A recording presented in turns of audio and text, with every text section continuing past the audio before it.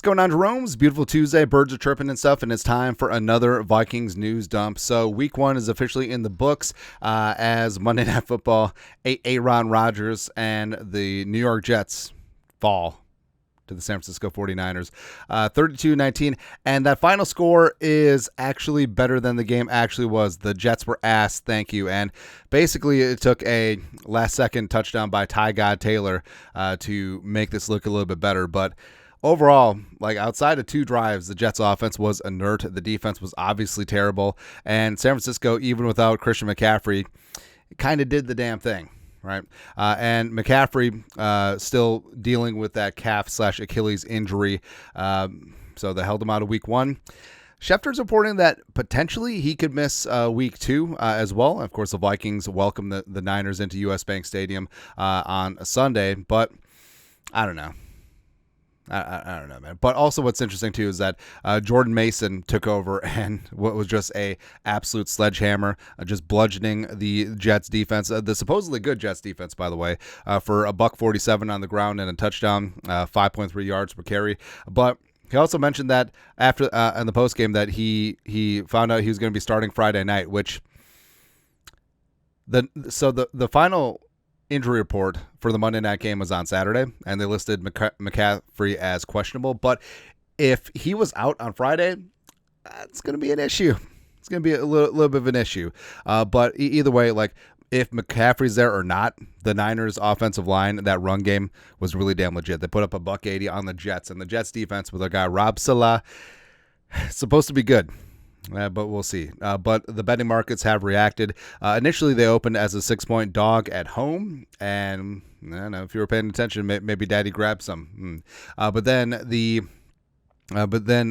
news with McCaffrey, the line moved a 1.5. So right now, according to Purple Persuasion, they're at 4.5. I looked in some spots. Sometimes some places they're 4, some places they're 4.5. So whatever there. But with Jordan Mason, the pride of Georgia Tech, just laid the smackdown, man. 152 yards from scrimmage, and was just, I mean, the Jets had no answer. And the offense was very simple and straightforward. Like, basically, Shanahan wanted to take the ball, the air out of the football, because Brock Purdy was not playing very well. And also Ayuk was not playing very well. It's almost like missing all of training camp affects chemistry and timing and stuff like that. But Mason and this offensive line, I mean, they just ran behind Trent Williams' ass, and then they just, it was really damn impressive, man. And like I said, the Jets defense is supposed to be good.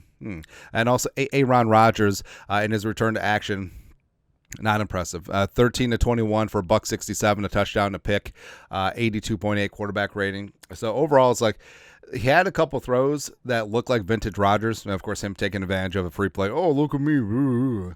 But he's not the same. He's not the same. I think that this could be a long season for the Jets. And, of course, this is all pertinent to the Vikings because they play the Niners on Sunday, US Bank Stadium, home opener, and then they play the Jets week 5 on the road. Tottenham, tossers from Tottenham Stadium. Going to be good to go, right? Fortunately, in injury news, the guy who was the hero of the San Francisco 49ers win. The Vikings beat the Niners last year. So Jordan Addison, Kevin O'Connell at his presser said, this is from Kramer Strib, Jordan Addison has significant soreness in latest ankle injury. Kevin O'Connell said today he'll be limited at most this week, but they're waiting to see how he recovers. O'Connell also said that they're going to play it smart, and then he indicated that it is a long season. So I think it's inferring that Addison could miss this upcoming game against San Francisco, who, like I said, did very well against last year. Now, it's important to note, so Addison's training camp injury from joint practice against the Browns was his left ankle. He got rolled up on his right ankle. So right now he's rolling around on 2 bad ankles. So it's less than ideal. But next man up mentality, and the next man up would be Jalen Speedy Naylor, who basically became the Vikings' de facto wide receiver 3, although you saw from the Giants game, they are rotating through quite a bit. Naylor was in there, caught the touchdown off the RPO.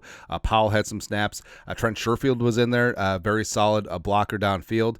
But Kevin O'Connell, as presser, also said this: I'm going to tell Speedy, Jalen Naylor, to prepare as if you're going to be playing a lot more snaps and a lot more first, second, and early down snaps. That's why he's here. A ton of confidence in him to go be an every down receiver for us. And knocking on all the wood. Jalen Nailor overcame an ankle injury of his own, but kid's got a lot of talent, man. And would love to see him flourish and fly with this offense opposite of Justin Jefferson.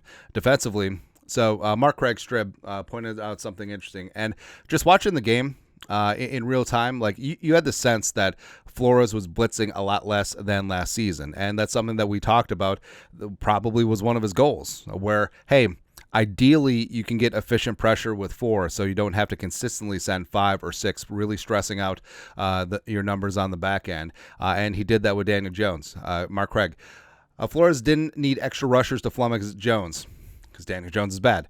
On 13 third downs of 5 or more yards, Flores rushed 11 times, so he only blitzed twice. He didn't send extra rushers in those situations until the game was decided in the fourth quarter. Smith's interception came on a 3-man rush on 4th down. So, the Vikings were able to get after Daniel Jones. Now, I don't know if this was just a game plan decision for Daniel Jones specifically, because you notice that the Vikings, Daniel Jones can move. The whole Vanilla Vic. It's a great nickname, man. A shout out to Bengal on YouTube. Was this a game plan specific thing where the Vikings were very disciplined with their rush lanes, and it was a bit more of a mush rush to contain Daniel Jones so he didn't break out of the pocket and start running? Or is this what Flores wants to do writ large, right? Ideally, you're stacking the line of scrimmage with 7-8 guys, but then you're dropping out and only rushing 4. The problem for the offense is that you don't know which 4 are going to be coming on the blitz. So that would be good to see there. But like I said, I think that Flores, I don't think that Flores wants to finish as the number 1 blitzing team in the league. I just don't think that he does. I think that getting pressure with 4 is the ultimate competitive advantage and ultimate privilege for a defensive play caller. Other side, speaking of pressures, so Christian freaking Darrisaw became the highest paid left tackle in NFL history, and deservedly so, even though, yes, banking on him staying healthy, he has Pro Bowl and All-Pro potential, and against one of the best defensive lines in the game and a great duo of edge rushers with Kayvon Thibodeaux and Brian Burns. One pressure allowed versus the Giants. Burns and Tibbs combined for 2 pressures. Thibodeaux had 1 hit on Darrisaw on Darnold, and then Brian O'Neill allowed 1 pressure to Brian Burns. That's it. Again, one of the best edge rushing duos in the National Football League in their building, and O'Neill and Darrisaw stood tall and just completely stonewalled them. Just completely got after things, and that's exactly what you want to do. Also, a lot of the Vikings' top running plays were on that left side behind Darrisaw and Blake Brandel. That's right. Mama, I'm too hard to Brandel now. That's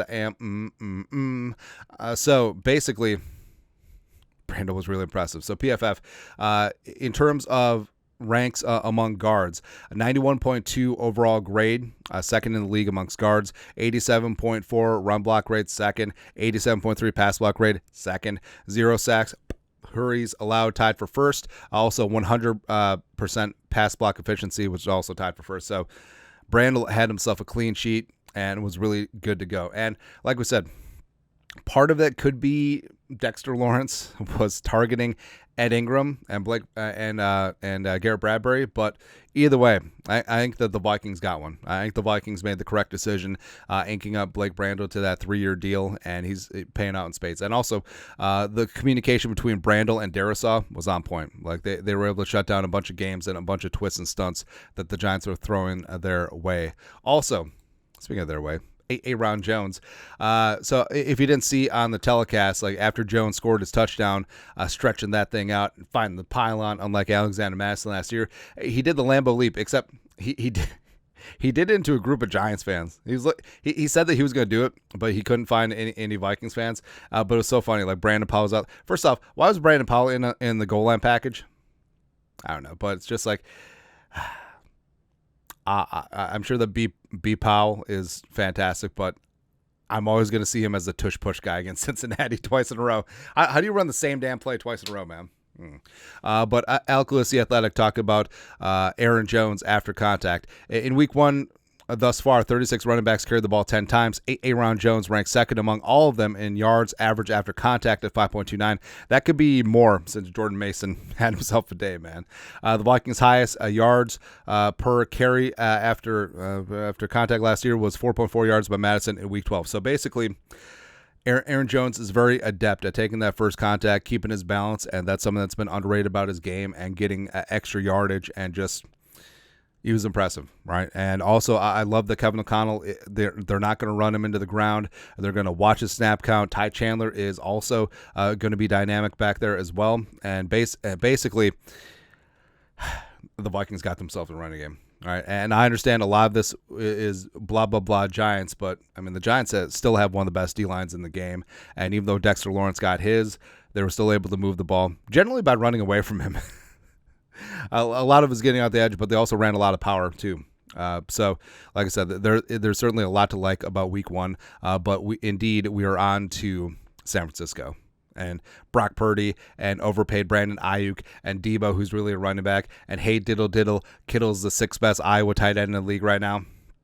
No problem, man. No problem. But Trent Williams, respect, man. But your thoughts are thoughts. Vikings news dump for this beautiful, wonderful Tuesday. You guys are the best. You know what to do. Skol production value.